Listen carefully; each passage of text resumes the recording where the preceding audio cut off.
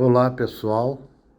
Em primeiro lugar, eu quero agradecer o convite feito pela Biblioteca Pública, na pessoa muito querida do Luiz Leprevot. E eu vou falar um pouco da minha carreira, como que aconteceu essa história de eu me tornar escritor. Na verdade, tudo começou na minha adolescência. Eu tive um professor muito bom que incentivava a leitura. Eu era um menino tímido, eu era um menino que não me enturmava com ninguém.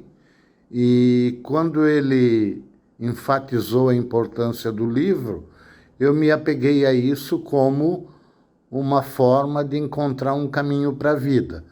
E à medida que eu comecei a ler, obviamente a minha cabeça foi se enchendo de ideias e chega um momento em que eu começo a escrever. Não é? Esses textos que eu escrevia passaram a ser bem analisados, bem considerados pelos professores, pelos meus colegas. Eu vi que estava dando certo e eu encontrei aí um norte para a vida, um sentido para a vida e mergulhei de cabeça nessa história de escrever e nunca mais parei. Em 74 eu venho para Curitiba para fazer o curso de letras. Em 78 eu me torno professor, vou dar aula de português no Colégio Sion, depois no Colégio Medianeira. Em 89 eu faço concurso e me torno professor de literatura na Universidade Federal do Paraná. E sempre escrevendo, né? Eu havia publicado alguma coisa em algumas antologias coletivas, como Sala 17, Sangracio e por aí afora. Em jornais, em revistas, né? Poemas, contos. E eu vou publicar o meu primeiro livro mesmo na década de 90, que é um livro considerado infantil, chamado Admirável Ovo Novo, a história de um pintinho dentro da casca, e quando ele nasce, ele se decepciona com tudo e quer voltar para dentro do ovo. Na verdade, é um livro de fundamento filosófico bastante denso, e essa história de dizer que é infantil é só um argumento da editora, né? Porque é para crianças de 8 a 88 anos. Ele tem uma profundidade bastante boa para se puxar fios da meada e pensar sobre N assuntos. A partir daí, então, meus livros começaram a sair. Eu tenho atualmente 25 livros publicados, e o último que eu publiquei foi um livro chamado Três Contos, pela editora Arte e Letra de Curitiba, lá do Tiago Tissot.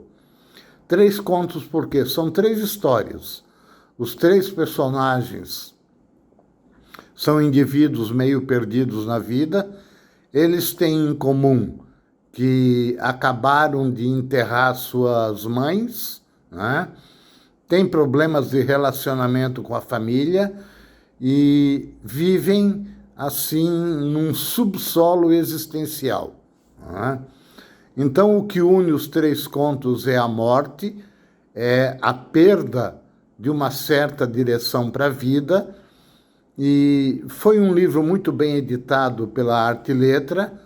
O Tiago Tissot é um editor muito caprichoso, fez um livro de capa dura, encadernado à mão, né? E um outro livro que eu queria destacar meu, que saiu há um pouco tempo atrás, é um livro também considerado infantil, mas, como eu falo, é um infantil para tudo quanto é tipo de idade, que é A Visita à Baleia. Ganhou vários prêmios, inclusive o Jabuti, o melhor livro do ano da Fundação do Livro Infanto Juvenil do Rio de Janeiro, e é um livro meio baseado num caso que ocorreu na minha infância, quando meu pai me levou a visitar uma baleia no centro da cidade de Brusque, que era a cidade onde eu nasci e onde eu morava. Quem tiver curiosidade, eu sugiro que leia o livro, porque ele é bem interessante. Não é um livro que tem um texto ingênuo, mastigadinho para criança, muito pelo contrário. É um livro que tem uma certa densidade também e vale a pena ler. No mais, eu tenho meu Instagram, @PauloCesarVenturelli. Ali eu publico poemas, contos, sugestões de leitura. Quem tiver curiosidade, me siga, que eu vou ficar feliz com o seu segmento, a sua atenção aos meus textos. Por enquanto era isso.